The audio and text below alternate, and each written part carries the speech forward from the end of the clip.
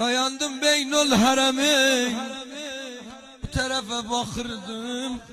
Ağa İmam Hüseyin Aleyhisselam'ın güzel gumbedi.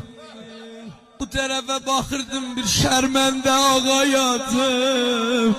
Gittim Kefful Abbas, say ki dست راست حضرت ابوالفضل رو بریدم، از تن قلم کردم.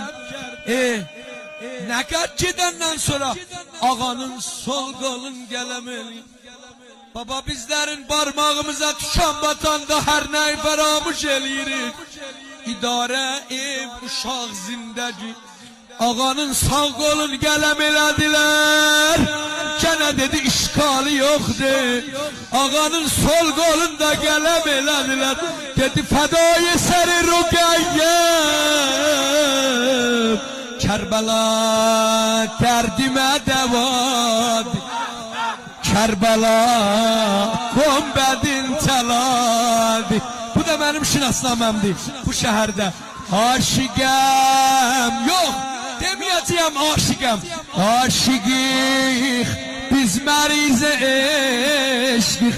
Kərbala turbətin şəfadi. Kərbala,